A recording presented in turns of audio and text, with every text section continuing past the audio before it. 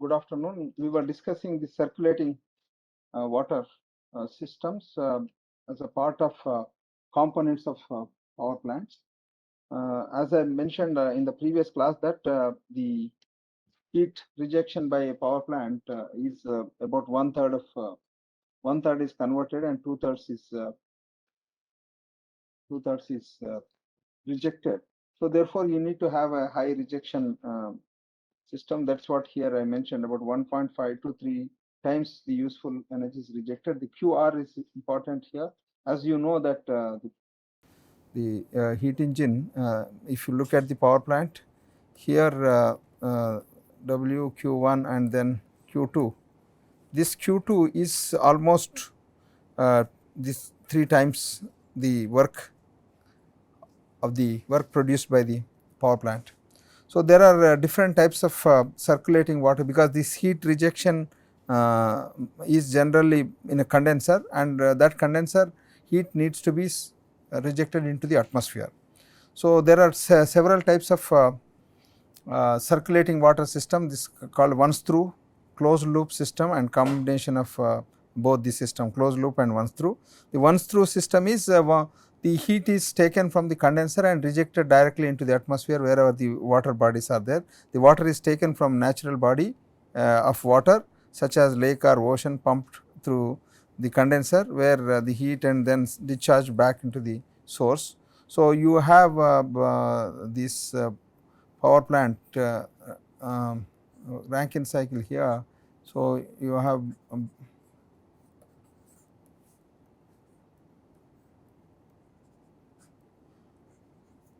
this is the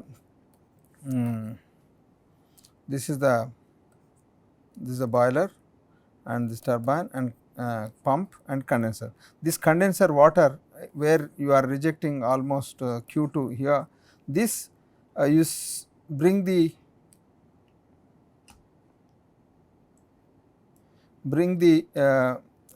water from water body here, and then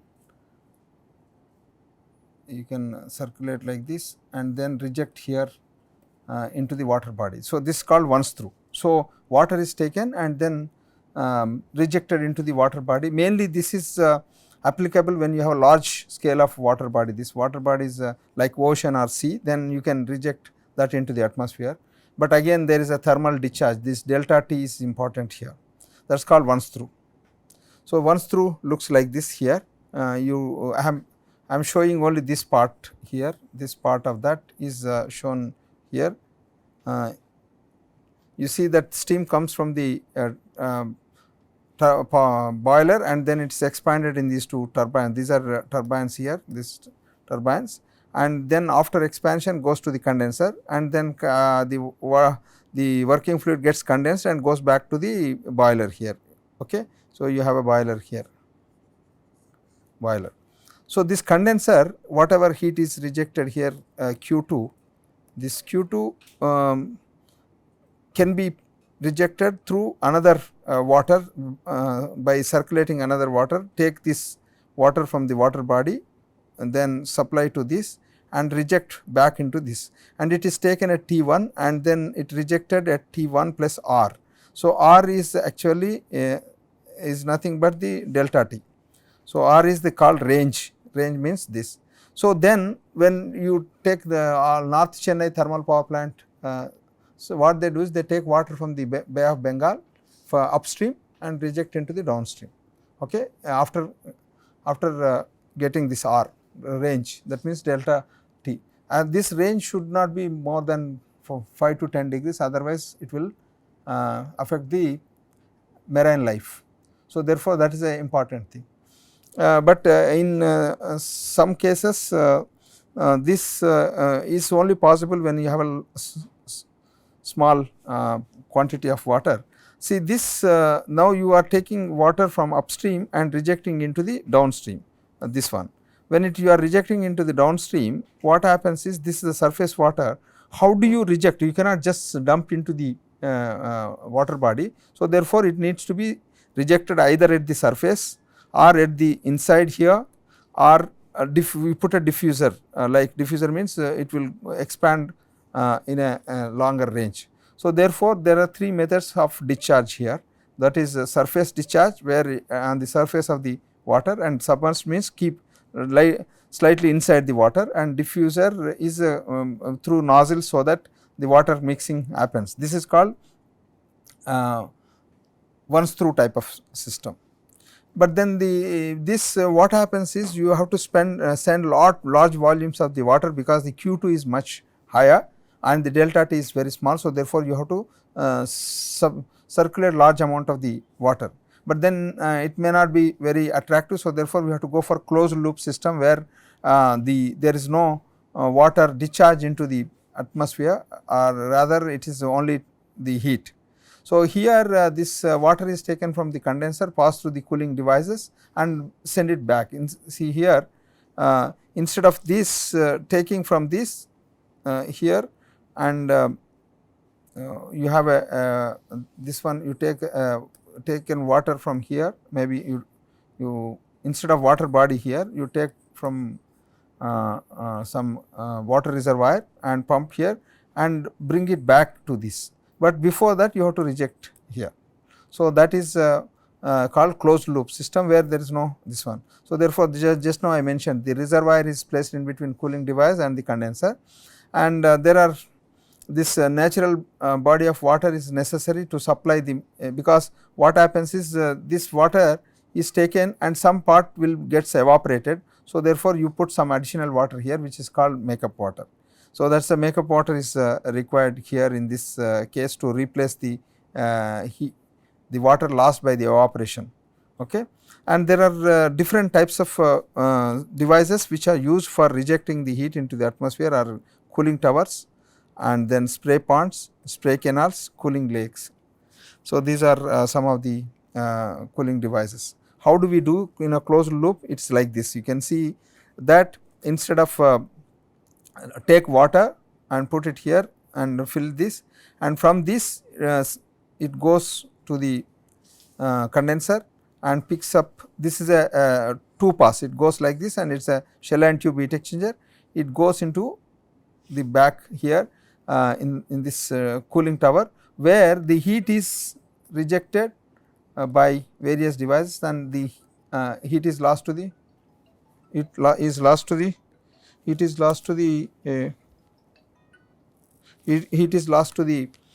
environment. So, therefore, this the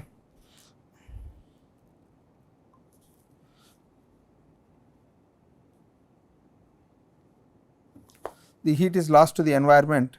So, that is by air, circulating air. That is why the device which is used for this is cooling tower. But what happens is the air picks up the heat and then goes into the atmosphere like humid air, and when it carries away some fraction of water. So, therefore, one should go and put it extra water is added. So, therefore, this is in closed loop here. But what happens is sometimes if you can also operate this is an open loop condition depending upon that. See, there is when the water is coming out here. So, when the water is coming out from here from the condenser, we can even send it directly back to this bleeding some part, so that the load, the heat rejection in the Q2 is less, it becomes lower as compared to this. So, that is a you can operate in that mode also. Another one is a combination. Combination means you can partly you can reject into the atmosphere by cooling tower, and other one is to the water body. So, you can see here the pump water is taken from the water body here, and then it goes into the condenser and picks up heat, then take it here. Some part you can reject here, or otherwise you send to the cooling tower, you cool it and send it this one. So, then here this is why, because generally most of the coastal power plants even including North Chennai, they use this type of thing. Why? Because it is in Chennai, especially in Chennai, the atmospheric air contains already lot of water. So, it cannot absorb, it cannot take the water from the cooling tower. Okay. So, therefore, what happens is it is operated in this mode. Some fraction is of the heat is rejected into the atmosphere by a cooling tower, there is a forced draft cooling tower, I will tell how it works, and then remaining after, see if this comes at 50 degrees or something at outlet, here if you say it is 50 degrees, then you take into the cooling tower, reduce to about 30, 35 and then reject into the this one. So, this 15 degrees is lost to the atmosphere, so that there is no pollution here, no thermal pollution in the water body, otherwise there is no problem to the marine life. Otherwise, you take directly and put it into the water, put it into the water body, what happens? You will have other issues. So, most of the coastal power plants are based on this concept. If you go, I have already mentioned, if you go across the North Chennai power plants on the railway track, you can see the large masses of water is just dumped into the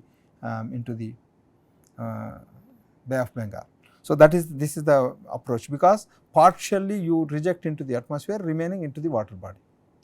This is a kind of open mode or terminal difference mode, and here this has two options. If you look at here, you can directly take, there is a wall, three-way wall, you can take directly from here and reject here. In that case, what happens is, this is the T1 is the temperature and the temperature difference is R, that is the range.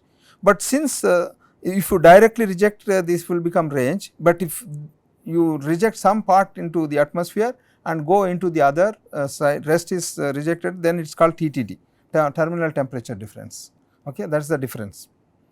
Then you can also use a combination mode, helper mode. In this, both once through as well as cooling tower closed mode can also be in this.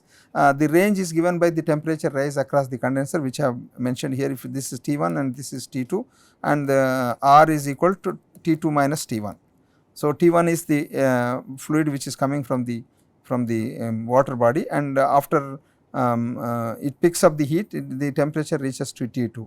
So, the terminal temperature difference is the exit cooling water temperature minus the source temperature. So, this is the range here. So, you can see that you can take this and send it to the water body, or take it, some part reject here, some rest you cool it, and then you take it here, and then you can further you add this and then send it back to this one.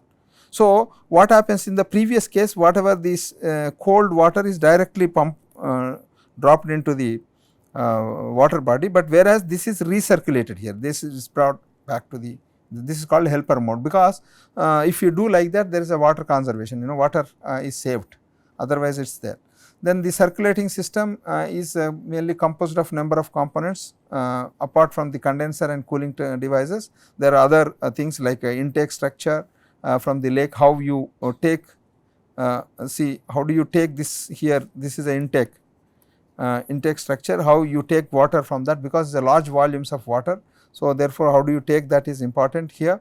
That is then circulating water pump station, circulating water conduit and flow gates, vacuum breakers, and cold and warm water channels. These are some of the devices which are used in, apart from condenser and cooling tower.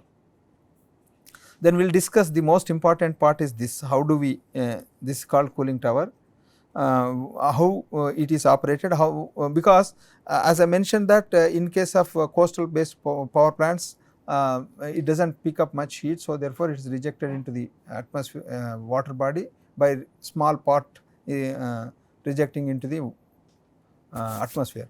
But if you look at the dry areas where cooling towers, because I have already mentioned earlier, I was involved in wetting of a cooling tower, tallest cooling tower in India, and it is about close to 204 meters tall.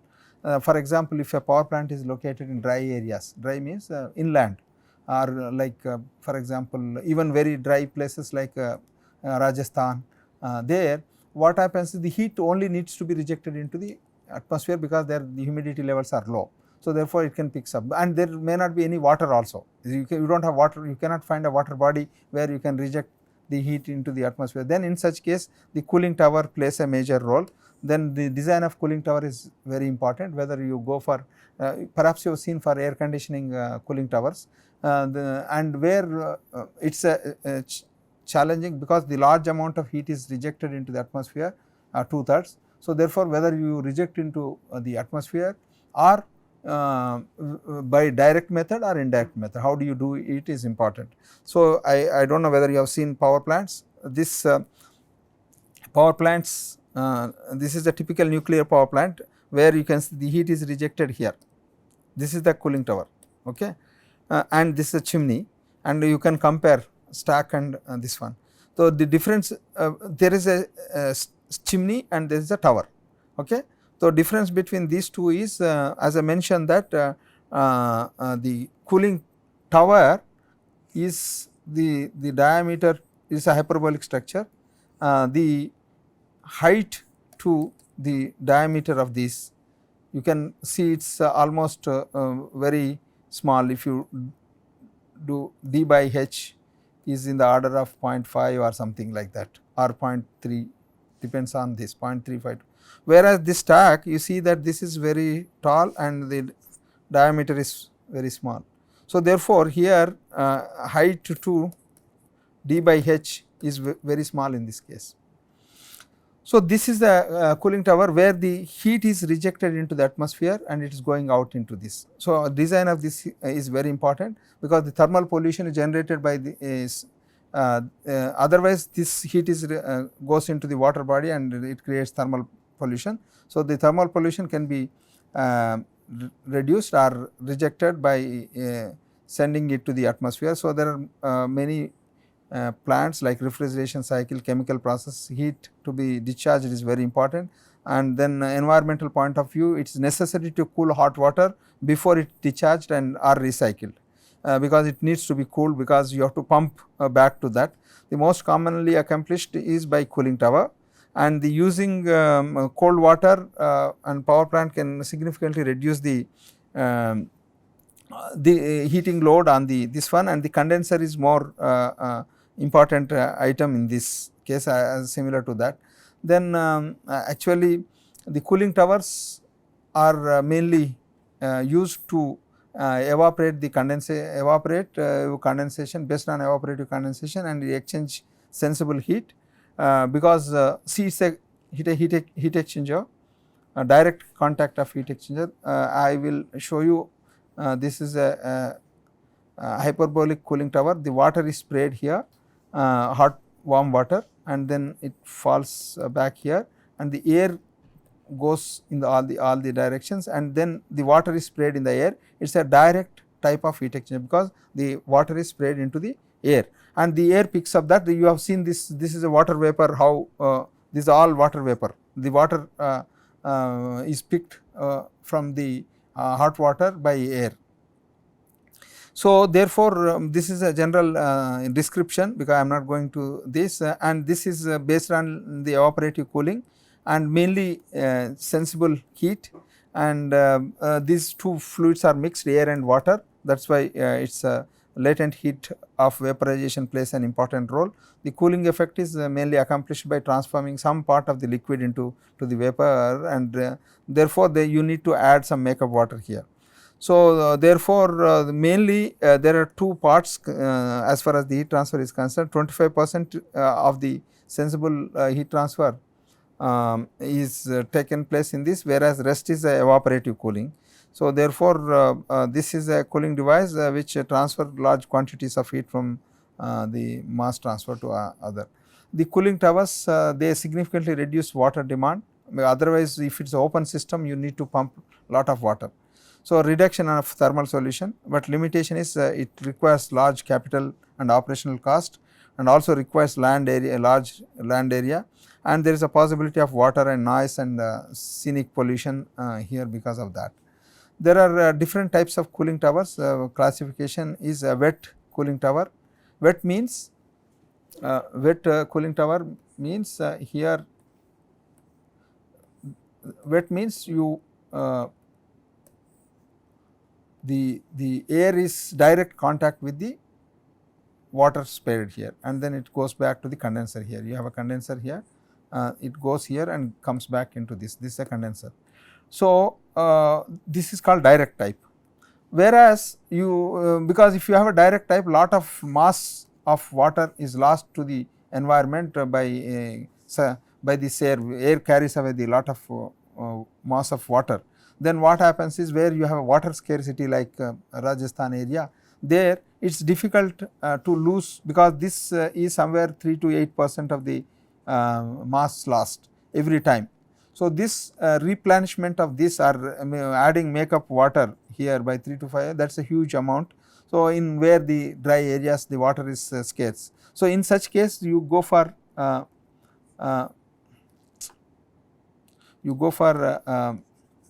instead of direct, you take this, and indirectly there is no mixing of that. So, water is cooled by the air, but there is no direct contact, there is indirect contact. Then that is called indirect or dry cooling towers. This dry cooling towers means that is a wet. In wet you have a natural draft, then you have a mechanical draft, draft or drought, okay, both are same. This also called as a draft as well. This is a drought, mechanical drought, induced or forced or cross flow type. Dry means there is no direct contact, it direct cooling, indirect cooling, and can be a combination of these both. I will show you quickly how they look like. I think then I will go directly wet cooling towers here. See, this is the wet cooling tower. If you look at this, wet cooling tower means here the warm water comes from the condenser and sprayed into the air, and this is a structure which is in hyperbolic case here. This is a hyperbolic structure, and this hyperbolic, why it is made of hyperbolic? Because this is a tall structure, you know, we have seen in the previous slide.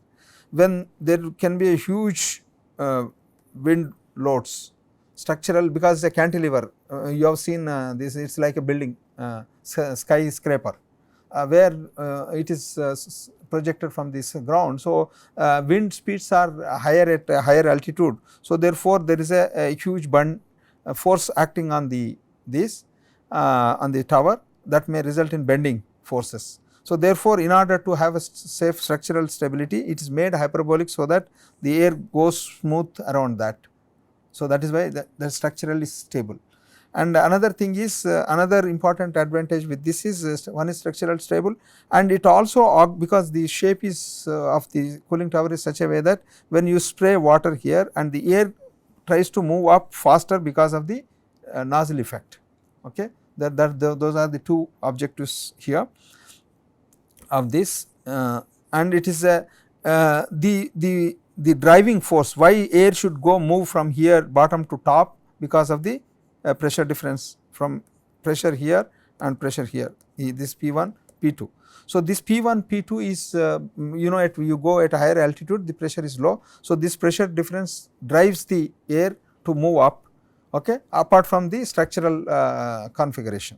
So, that is why the air is moved naturally, that is why it is called natural drought or natural draft.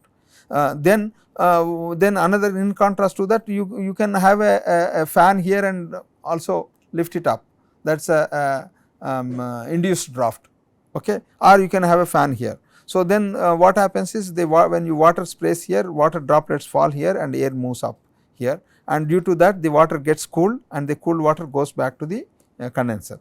And the another one is, you can see here, another important thing is, if this natural draft is structurally big and it is tall, if you want to avoid structural cost, then you can go for this mechanical draft, where you can insert a fan here, and then this is water is sprayed, and then the cold air comes in, the air comes from the atmosphere, comes in, picks up heat, and then it is sucked by this. So, here the difference between this and this is the height of this is smaller as compared to that here, and not only that, the fan pulls out the air out. So, therefore, there is a energy requirement. Here there is no energy, no extra energy spent on this, whereas here, yes, here you have extra energy in this.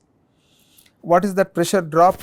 Driving pressure is the we need to find out for natural cooling tower. In natural cooling tower there is no fan is used when you look at natural, and the airflow is mainly based on natural circulation, that is due to pressure. The pressure difference drives this one. The pressure difference is given by this equation P naught minus Pi into h g. H is the height of the tower, g is the gravitational. So you have this is the rho naught, this is the rho I. So the density which enters here and density goes up. So density of intake as well as the exit of this. So therefore this driving pressure must be balanced by air pressure losses through the tower, and so that the air moves up and then picks up the heat. And if you look at the natural draft, this delta density, that is rho naught minus rho I, is relatively small. So that is why we need to construct a large h here. This the h is very high. So which I told you h the tallest one is about 204 meters. This you can imagine how big it is, and more if you look at the power plants you can see. Here how it looks is a hyperbolic structure, and see if you put a hyperbola like that, like sorry my this one, what happens is you cannot put it on the ground like this. So therefore there should be some gap to pass the air into that. So therefore this part is made up some structures, so that the here the stress structure you can see that this is the opening through which the air goes. Air goes from all around circumferentially, the air goes here and then goes to the top, and the water, there is a water basin here, this is a water basin, and the cold water from the reservoir is pumped here, and this water goes into the condenser here and then picks up heat, and then it is dropped here, so that the air picks up the heat and goes away. So therefore the hyperbolic structure has been found offers superior strength, just now I mentioned, and greatest resistance to the outside wind loads compared to the other forms. That is why it is a hyperbolic structure. Okay. And the thickness of the wall here, if you look at that, the thickness of the wall, this wall thickness is about 6 to 7 inch, because you cannot afford to have a very thick, because the cost of the cooling tower will go up. So therefore there are different flow arrangements for cooling towers, how the flow is circulated into the cooling tower. This anyhow, this I have explained to you. The flow means you have a now for natural draft cooling tower. This is also called NDCT. NDCT means natural draft cooling tower. NDCT is a preferred, this is abbreviated as a NDCT, that is natural draft cooling tower. If you have a natural draft cooling tower of this structure, when this water is sprayed and at some height, and how the air is moving here, if the air moves, the water moves in this direction, air moves in the opposite direction. This is a counter flow. Okay. One from the top water is sprayed and air goes from the bottom.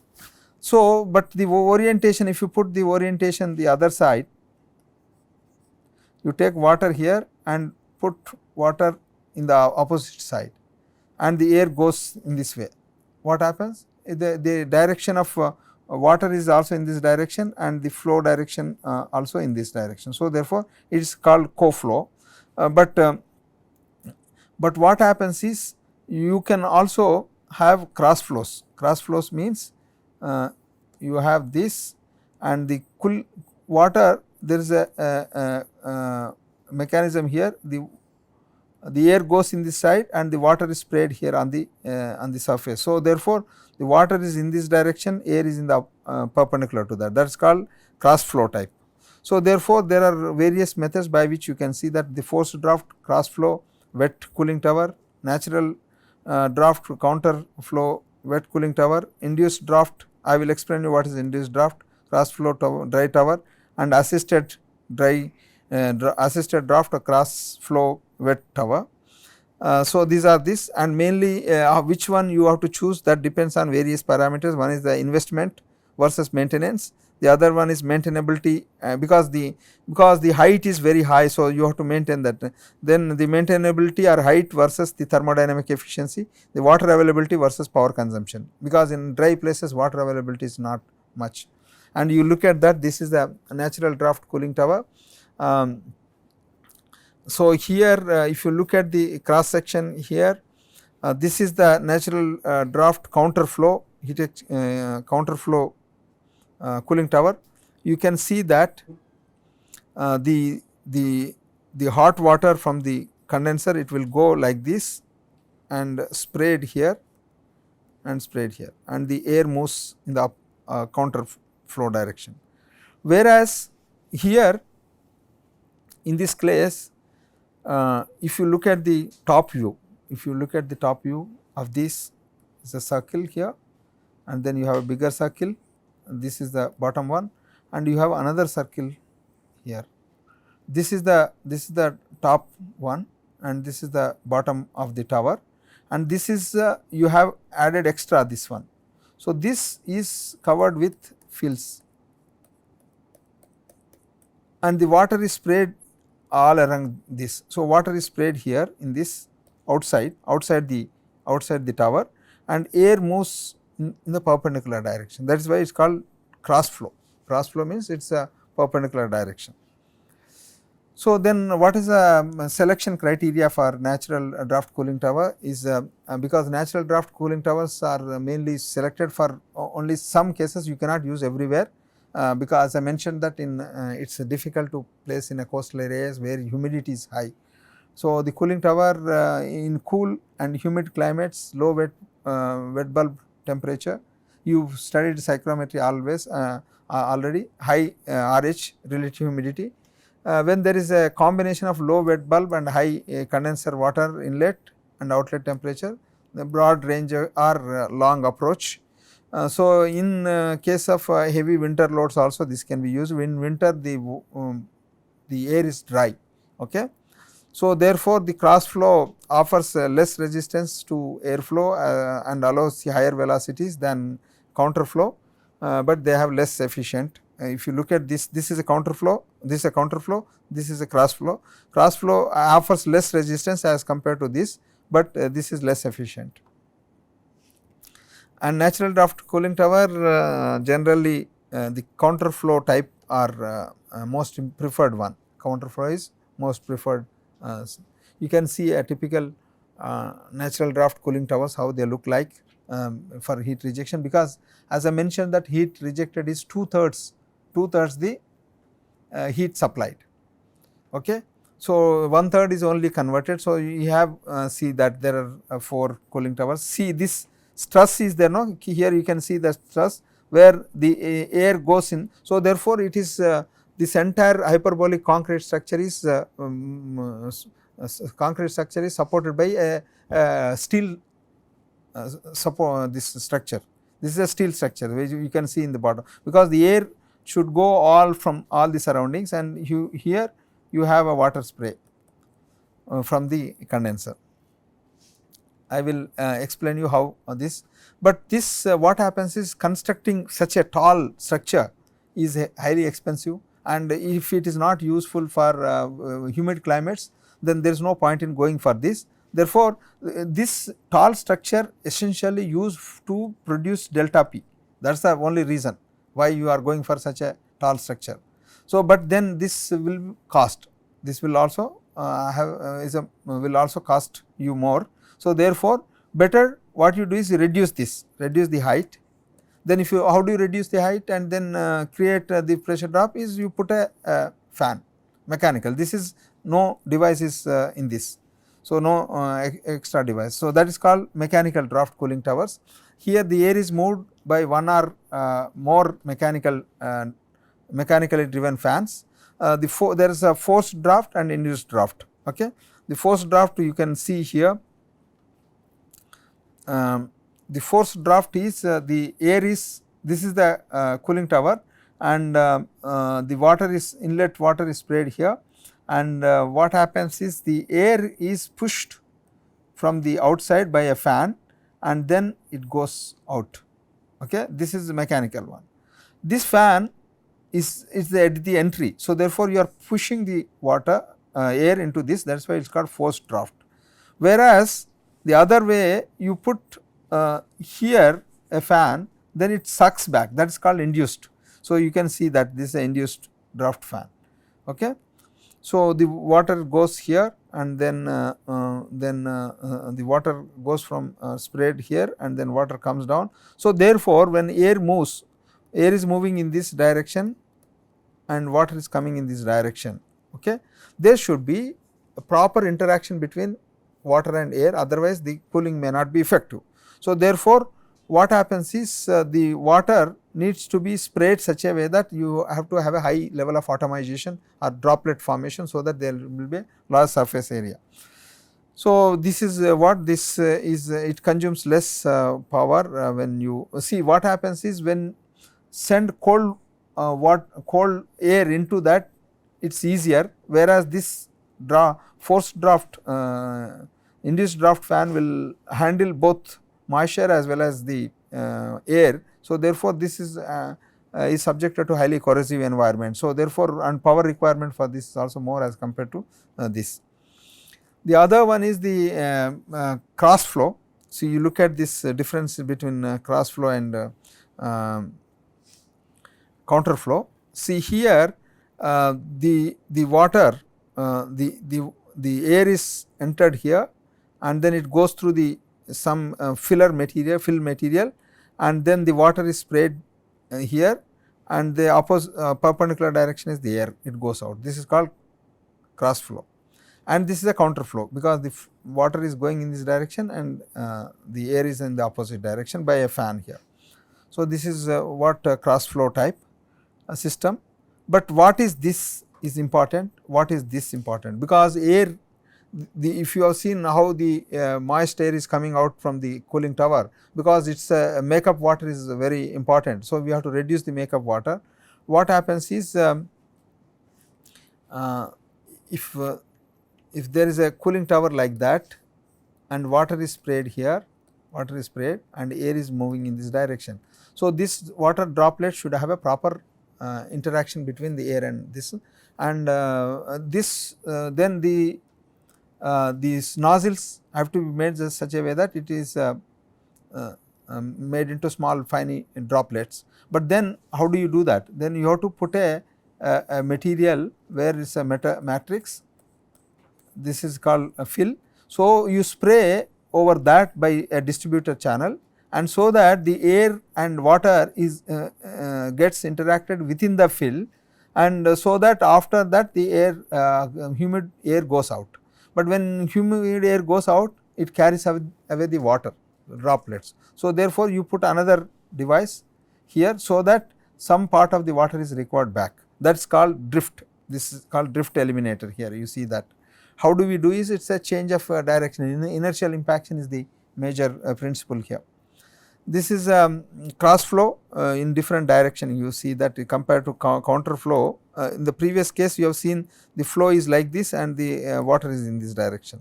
Here what happens is you can see that the air comes in this way and the water is sprayed here opposite, and the air moves up like that from either sides, and this is a counter flow.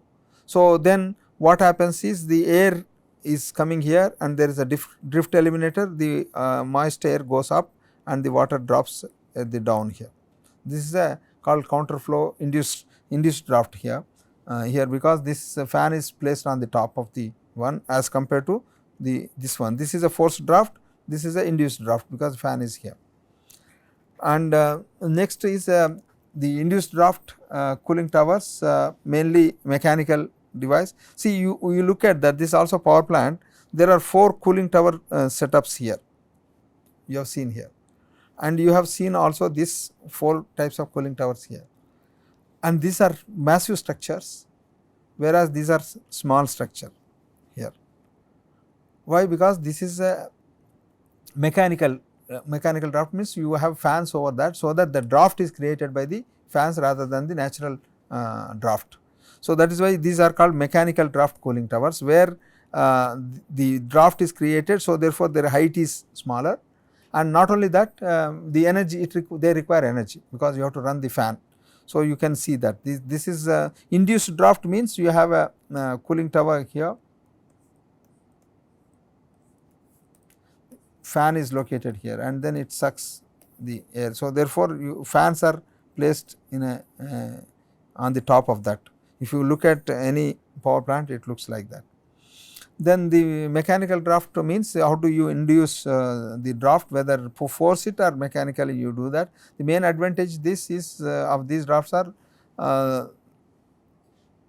this is a moving of required quantities of air at the all the load and climatic conditions. What happens is, suppose if you want to if the power plant load comes down, Q2 comes down, obviously you can operate these fans at lower speed, so that it can be utilized effectively, whereas in the natural draft it always goes. So, therefore, required quantity of air can be circulated for different load conditions and climatic conditions, because climate heat rejection Q2 is depends on the temperature.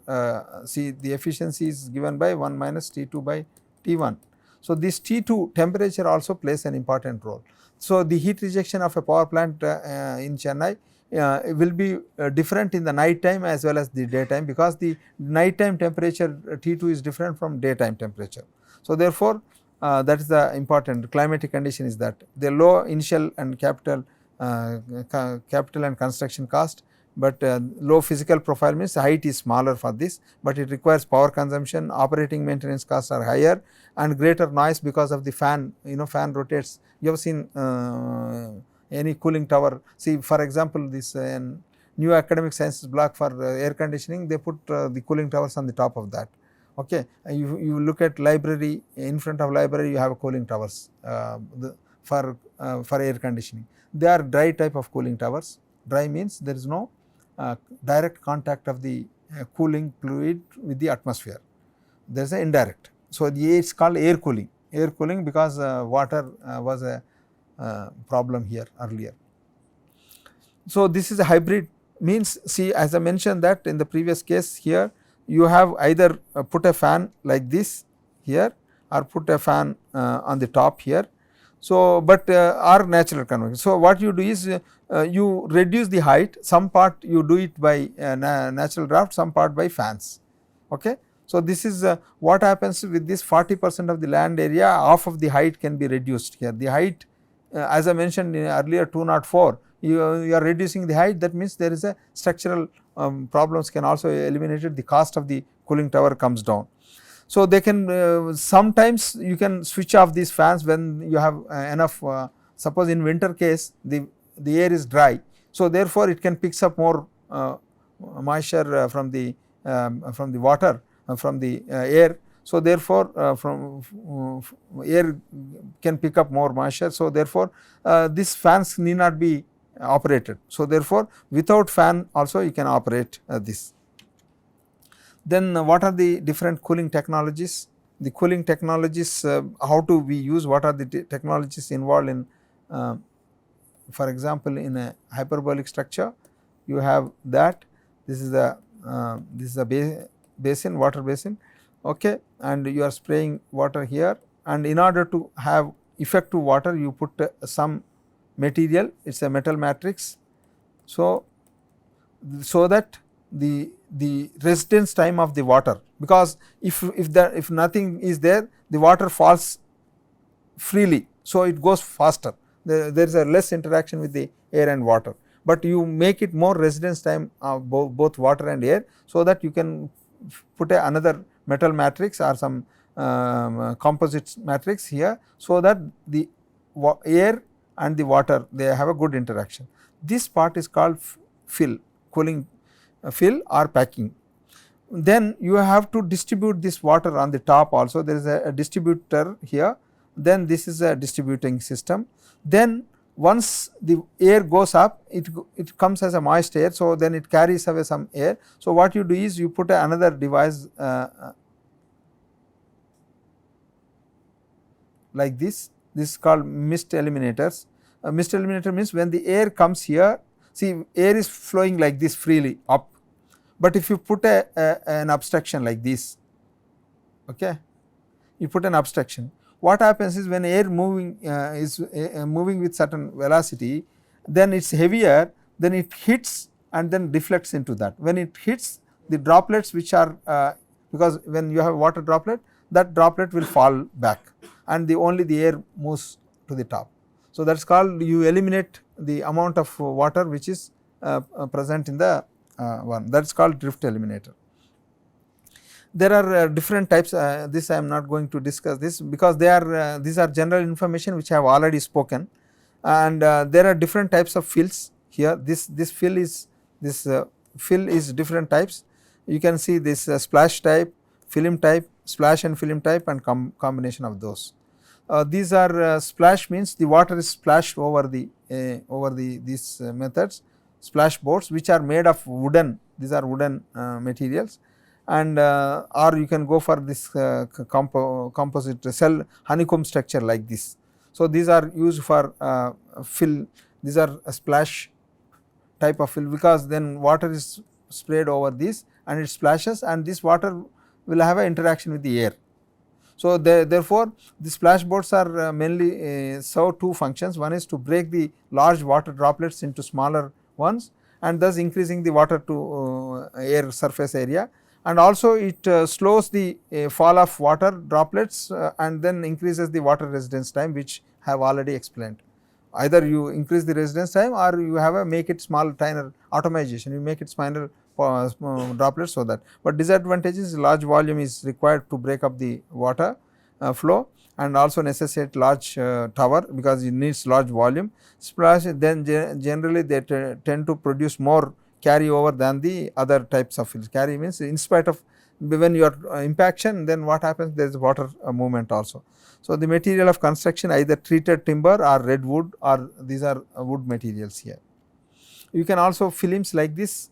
These films are made of into thin films, honeycomb, this is a honeycomb structure. The water is sprayed from the top and the air moves in the opposite direction, there is a interaction of that.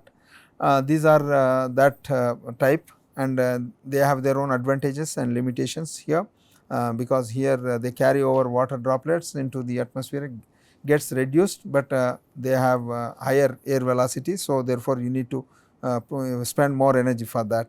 And the other one is these are dense configuration than the splash. So, therefore, less volume of film because it is more if you look at this is all spaces are empty, whereas here it is dense. So, therefore, the volume of the water handled is less as compared to the previous one.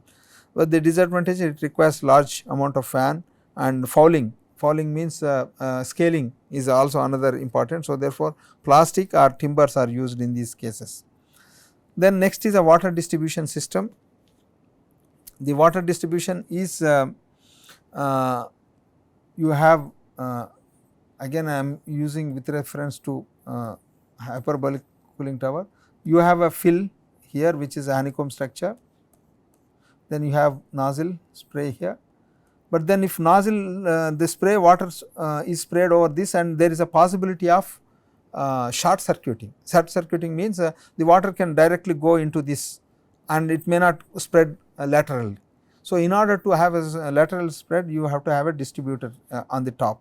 So, the distributor could be either gravity distribution, it can fall free fall, or spray type system, or rotary. You can rotate this so that you will have a better this thing. How they look is, this is a gravity.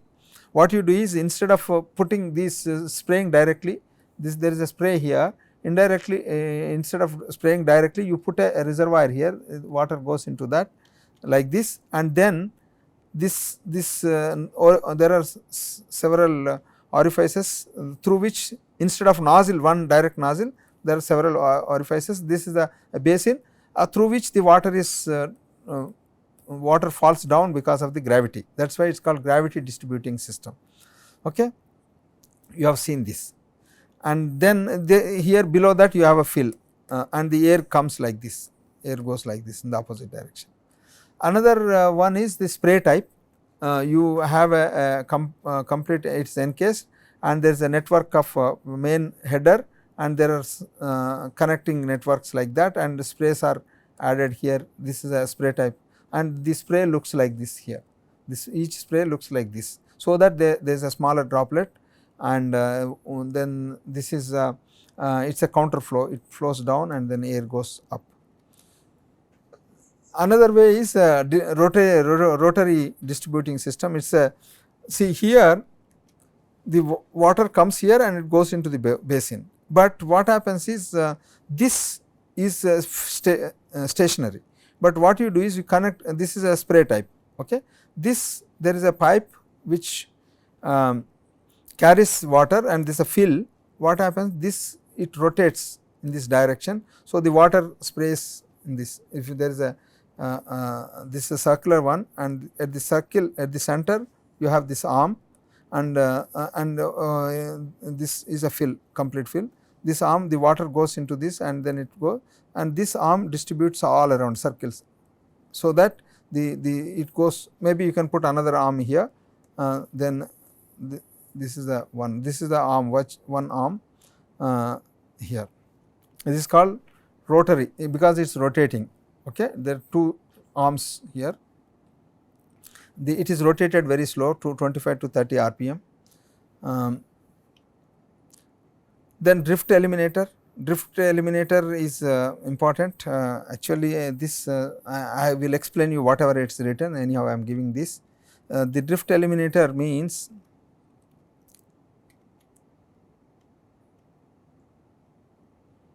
in the previous case, I think I will show here. So, you have a hyperbolic cooling tower, and there is a spray here, and you have fill. So, you have seen this technology, then the air moves with a moist air. Then as I mentioned just now, generally you use baffles like that. Okay. So, what happens is the air will go, and because it is supposed to go freely, but because you put an obstacle, then what happens, it hits the one, and heavier particle falls back and the lighter one shift to that. That is called baffle. So, here you see that the wet air goes up, and when it hits, then the water falls back and dry air goes up, and you can see that here this is a the spray eliminator can be plotted. So, this looks like this here. The profile of that is the water goes here and air goes here and hits, and then water droplet falls, and then air goes out of this. You can see there are this can be a single row type, you can have a multi rows, 2 rows, you can have 3 rows like this. So, the water goes, air goes here, humid air, and some will fall, and the rest will go hit here, hit here, hit here, goes out. Okay. So, that you have several levels of this one, and typical cellular drift eliminators looks like this, because this is a single one, it is a profile type, this is a more of a cellular type. Then if you look at dry cooling towers, whatever we have seen is a wet cooling tower. The dry cooling towers means there is no direct contact of water with the air, only the sensible heat is used to cool the, or sensible heat is responsible for cooling the water, and it can be either with a mechanical draft or natural draft, it can be any one of these. So, but the disadvantage with this is because there is no direct contact. So, therefore, what happens is from the this is a condenser, it comes here and you have another fluid and it goes here and it is another heat exchanger, then again comes back here. So, therefore, the pressure is a main important. So, higher turbine back pressure and low plant cycle efficiency, because here there is no direct contact. So, the heat transfer is less, and also injects increases the heat rejection. There can be two types, one is the direct type and indirect type of dry cooling towers. I will show you how they look like. I do not know, there is some problem here. Now, you see that the turbine, you have a turbine here, the turbine exhaust comes here into a drum, okay, and then this steam header so there is no condenser here. This acts as a both actually direct cooling. There is no separate condenser. This drum there is a header and it is distributed into the sub channels here, and then you have a fan here and the air is made to pass through these pipes, but they have fins here, so that you have a large surface area, and then it goes to the condenser head, and from there it goes to a condensate recovery and then goes back to the boiler. So, this is called a dry type of direct cooling tower, because there is no condenser, or the turbine condensate directly goes into the cooling system. This is why, that is why it is called direct cooling system. Dry, why? Because there is no contact of this air with the water. This is an indirect contact. The heat is lost like any condenser which you see, that air conditioning condenser outside, it is the indirect type, similar to that. That is why it is called direct. There is no contact, but it is a direct. Why direct means? Direct means not, that does not mean that the water has a direct contact with it. Direct means there is no condenser separately. But then this what happens is the cooling, if this Q2 is less, then what happens, this turbine efficiency drops here in case of direct contact. So, therefore, you have to go for indirect contact type. There are three general designs. One is the used surface condenser, the other one is a direct contact condenser, which we call jet or spray type. The other one is the circulating vapor coolant, because you use another working fluid like ammonia to cool it. I will show you quickly what are these here. Indirect means, see, in the previous case, direct means this part, this condenser itself was a cooling tower, but now here there is a condenser, the water which is circulated in the condenser as a coolant, it comes here and then it channelized here, and then air is sucked from by these induced draft fans, so that the water is cooled and then it goes back like this. Okay. So, if you look at this is one heat exchanger and this another heat exchanger. You can look at the temperature profiles here. The steam which is coming here, exhaust steam, it is a condenser. Condenser means that is a phase change. So, therefore, you can say the steam will have a phase change by reducing its temperature here. This is the path in this one. So, by reducing the path is like this. So, what happens, the temperature is constant here because it is a condensation process, but the fluid, if this is one fluid here, this fluid is flat, here the temperature is same, you can say here, and another fluid is going in this direction as a counter flow. So, where the water gets heated up from 1 to 2, this 1 to 2 it picks up the heat, whereas the other part is condensate. Then this 2 at point T2, this is T2, goes into the another heat exchanger, which we call as cooling tower, and there you can say this from 2 to this is 3 here. So, or again back to 1, you see the water is going back to 1, but then here air, actually now here is represented as 3. You can say here this is going to 1 here. So, therefore, it is coming to and it is getting cooled and going back to 1, this is a 1, and this 1 is here, this 1 and this 1 are same. So, therefore, in this condenser the water picks up the heat here, and in the cooling tower it drops down here, this is a cooling water. So, whereas in this heat exchanger the steam gets condensed, whereas in this the air picks up heat, this air is picking up heat to 4, this is 3 and this is 4. So, these are indirect type, there is no direct contact of this, and then the pressure is maintained at lower pressures here. There are 2 heat exchangers connected in series in this case. Another one is the indirect tower with a open type of condenser. You can see that here, this is the mixed type. You have a natural draft which creates the draft to flow here, and this the again dry, this is not a wet because the water is not sprayed. So, the water from condenser comes here, you can see this is a direct condenser, the turbine exhaust comes here and the water is sprayed here in this, and then they mix and then it cooled, and some part goes here and some part is cooled cooled by the atmospheric air and then brought back here, and this goes to the boiler and then again turbine here, it comes here. So, if you look at the temperature profiles, steam is getting condensed. So, therefore, temperature is constant, the water picks up because it is a direct mixing, this water is mixed directly. So, therefore, when you spray it one here and then it becomes the same temperature as the steam, and from here this some part is taken to the boiler and rest for cooling purpose, and when it comes for cooling purpose then the temperature drops here and the air picks up. This is a kind of dry, indirect dry open type of condenser. Another one is use see, instead of here air and water, you can use another working fluid, that is ammonia here. In the both cases you can see here ammonia becomes phase change, phase conversion.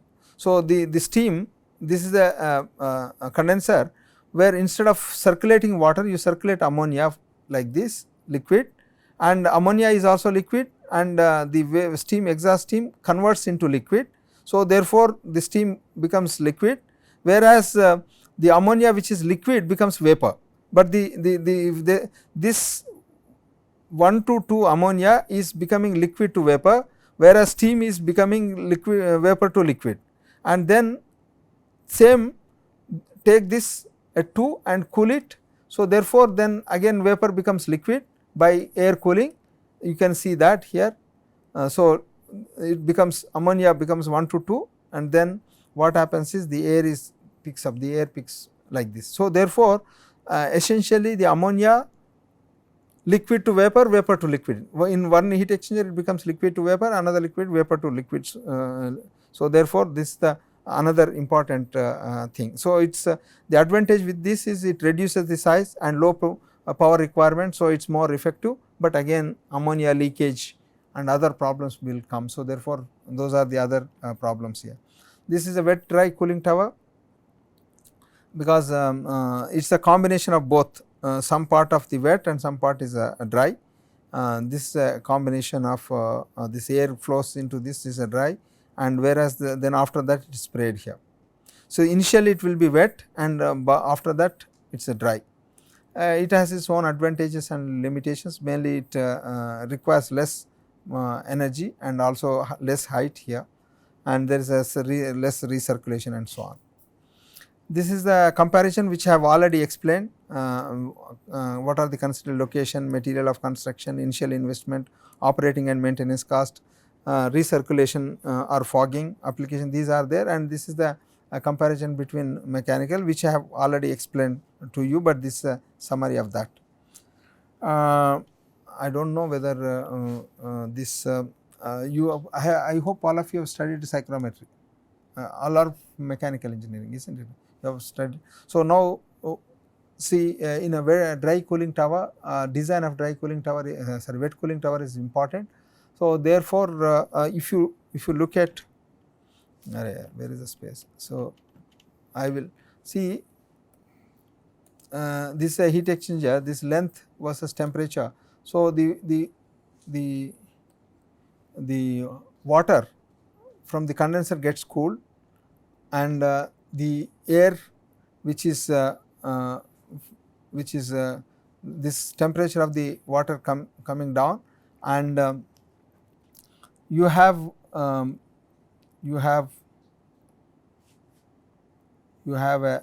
air moving in this direction, okay, air picks up the heat. Then what happens is the air which is going out, it is at atmospheric air. So, therefore, whatever the conditions are based on the psychrometric condition, what is a saturated air, dry pulp and all. See, what happens is when you have a cooling tower here, and then the water is sprayed and the air is moving out, and once air becomes saturated, because it cannot absorb more than the whatever it can carry. So, therefore, once already if you have a high humid this thing, if it becomes 100% humidity, then it does not accept anything. So, therefore, how much, what is the air outlet condition is very important. For that you need to know psychrometry. I am not going to discuss this, but assume that you have already studied in R and AC. So, these are all known relative humidity, specific humidity ratios and so on, and degree of saturation, which you have already studied, but I will explain you how these are all psychrometric things here. I am not explaining, and this is a psychrometry schematic of that, and this humidification, dehumidification, dry bulb, wet bulb, all temperatures are known, and um, sling psychrometer is used for measuring the this one. So, how do we find out? You have you know how to use psychrometry, find out the enthalpies and so on. So, here you look at dry bulb, wet bulb and dew point temperatures for saturated air. You can see here, this is a dry bulb temperature, this is wet bulb temperature, and this is a dew point. This goes here in this 15. This is a saturation line here, and specific humidities and all this. So, from consider a point, and if you go up it is a humidification, go down it is a dehumidification, left it is a heating, and the right is right is the heating and left is cooling. And if you go somewhere in between, then it can be heating and humidification or cooling and dehumidification. Similar way here, heating and dehumidification. So, these are the psychrometric conditions for various processes. Now, we will look at the design of cooling tower. See, this is the cooling tower, you can see, and there are, you can see natural draft cooling tower, you can see that. I will quickly write the design. So, this turbine and exhaust of the turbine goes to the condenser, and the water is circulated from the cooling tower, it picks up the heat, and then the hot water is sprayed here, and then air moves here in this direction, and it picks up the heat and goes away. The humid air goes to the top, and then whatever it falls back, that is again recirculated, and makeup water is added here, whatever heat water lost by mass of the water lost by the atmosphere. This is a natural draft, but if you can similar thing, but you have a forced draft. The force means it is a mechanical draft is a induced draft here. Induced means there is a fan placed here, and because these are very tall, so this is a very short here. Otherwise, the operation is same here. So, now we have to design this. How do we design this cooling tower? Consider the control volume of in the cooling tower, and generally it is a, you can see various flows here. There are two, it is a two flows, one is a hot fluid and the other one is a cold fluid. So, warm water is this, warm water is sprayed here with a certain mass, and then air moves here, air with a certain mass here at one section, this is one, and this moving up, and the air is inlet is here and outlet is here at air out. The water inlet is here and water outlet is here to the condenser, and you can see is a control volume, the water comes from the top and goes down, and air comes from the bottom and goes out, and there is a some makeup water is added when there is a loss by this. So, if you write energy balance here, here G is the mass of air, G1, and G2 is the mass of the air, and W is the mass of water, and here W4 is the mass of this. So, therefore, you can write the energy balance here, the mass of oh, what happened?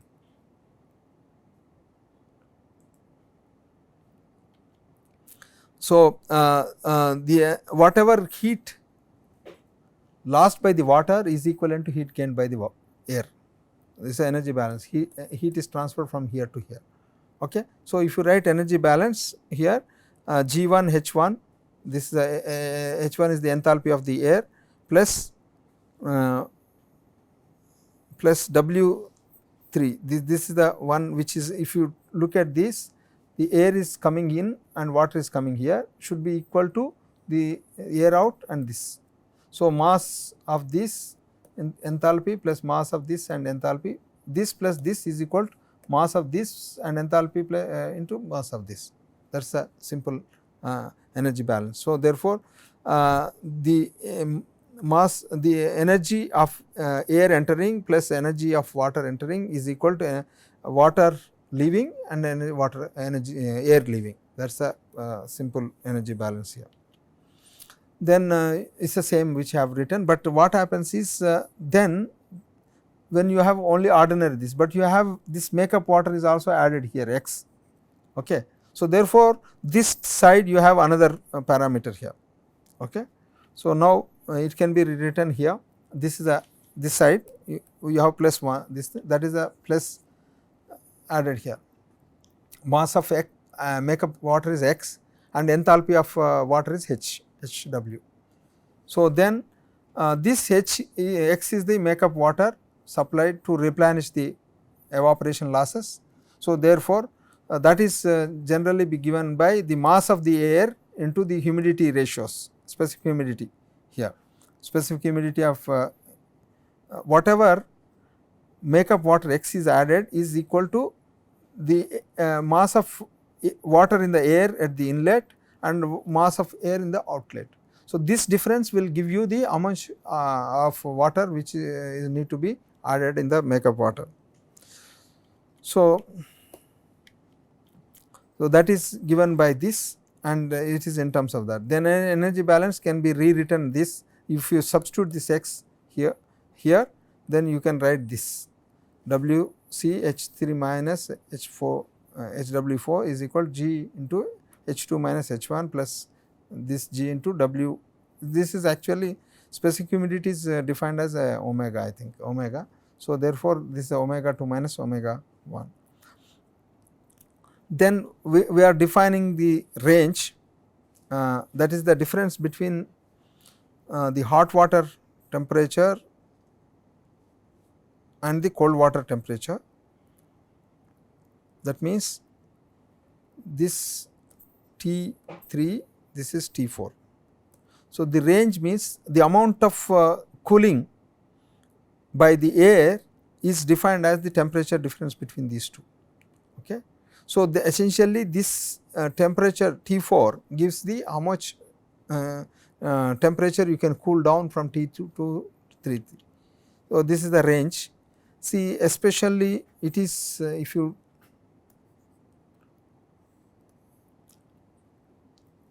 this is the cooling water T1 or TW3, this is TW4 of RAR, TW4. See, then the air you have this is the heat exchanger is a classic heat exchanger, cooling tower is a classic heat exchanger which you cannot see in any other heat exchanger. Suppose if you look at counterflow heat exchanger like that, this is the temperature of hot fluid, and this is a hot fluid, this is THI, THO and TCI, TCO. Okay. You have seen counterflow heat exchanger. Cool. So, in this,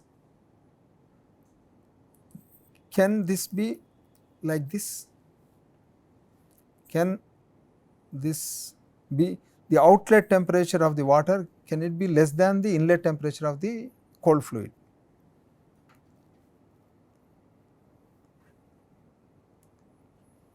Is it possible? So, that is possible only in cooling towers because of the evaporative cooling. So, now you can see here these are the air and outlet. This is the temperature. The temperature, there is a cooling range. Cooling range is here. You see that this is the air which is inlet air, it going here and it then outlet, this is the water coming from here to here. This is I think maybe I will show in the other figure here. This is a better figure. See, in a cooling tower you have seen this is a sprays, that distribution channel, drift eliminators, the fill, and the air goes from the bottom. I have shown half of this. There will be one more like this here. like that, but I have shown only half this axis, okay. And this axis of the tower, cooling tower, okay. The water comes here and sprays into the fill, and then there is a air water interaction, and then humid air goes up, and there is a drift eliminators and coming down here. The temperature of the water is here Tci1, the temperature of the water.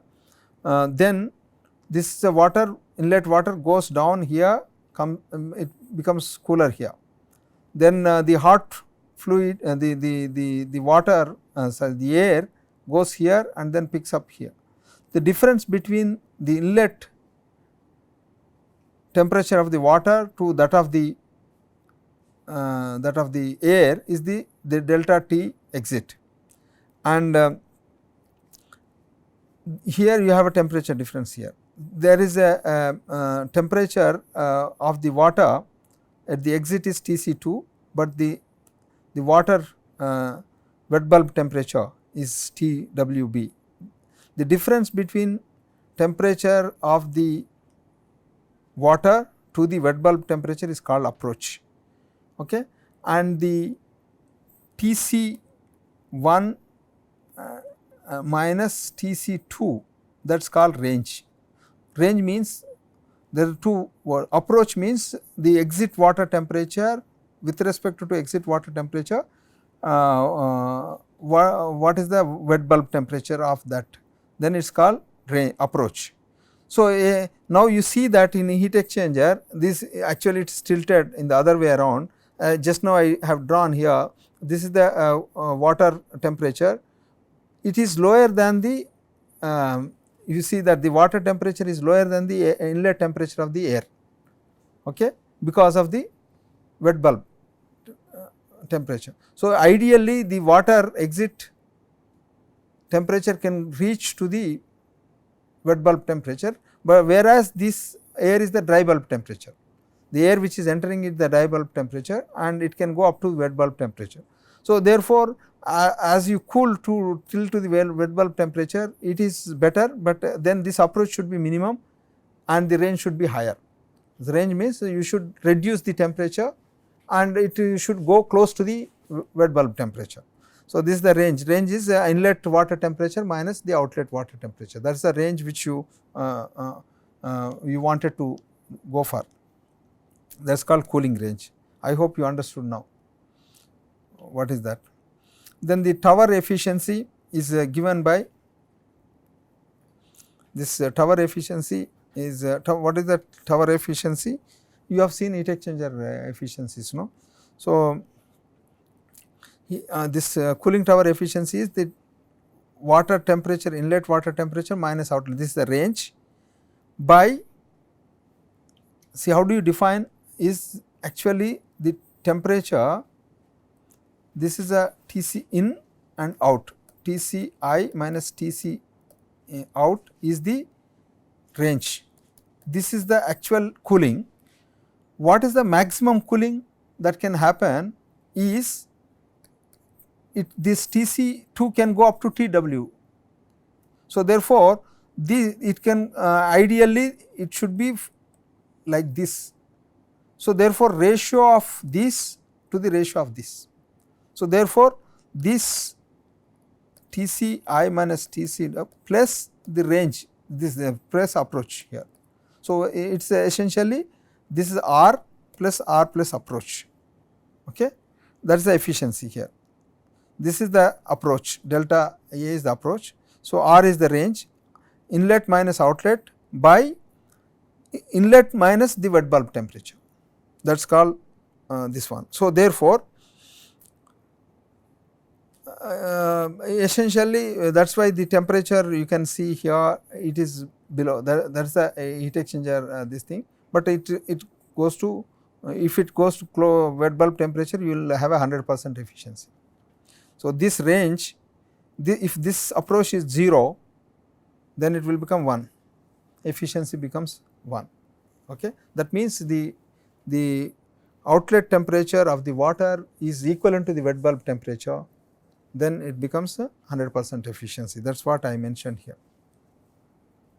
okay. So, with this I will close the class. and these are the various components of the power plant. We discussed power plant cycle analysis as of chapter 1 of my part, and chapter 2 is various components we discuss, and most I have discussed extensively the cooling tower, because it is the most important part as far as the heat rejection is concerned. Okay. And because the boiler, you have seen boiler is one important part, but the heat rejection is also very important, because 2/3 of heat is rejected into that. That is why I have given you some design aspects of these. Apart from that, various distribution and the drift eliminators, as well as the fill design itself is a big topic, that anyhow that is beyond the scope of this course. Generally when we discuss power plant design, there the fill design is a major important thing. Then of course the other component like chimneys, stacks, stack we have discussed what should be the purpose of the stack. Stack is mainly, main objective of the stack is to create the draft so that the flue gases enters into the atmosphere. Not only that, it disperses so that the pollution levels are low, then that we discussed. And feed water heaters we have seen, configuration is the heat exchangers, and then you have seen what are the other components. Mainly the other components include superheaters, reheaters, the pendant type, other type of classifications we have seen, superheaters, reheater. These are the components which I have given you, because this is principles of thermal energy conversion course. So therefore we are not going in details of this, so only it is actually a bridge course. This is a bridge course. Bridge course means you should know, if you have a diversified background, you should know what is the principles of this, and especially the psychrometry. If you are from mechanical engineering, you have already studied. So with this I will end this topic, and we have 2 more topics. Okay. As I think Varun has already informed you. So we have 2 more Thursdays, actually 2 more before your end semester exams, but I will try to take 2 extra classes. Extra means not extra to your slots, within the slots only. So last week, that is from 31st to 4th, we have 4 classes. Either I will take from 1st to 4th, Dr. Varun will complete before this. Okay. So with that I will try to complete 2 more topics. Other one topic is the second law cycle analysis and exergy. The other one is a nuclear, another topic. So these 2 I will cover in the next 4 to 5 classes. Okay. With this we will end. Thank you.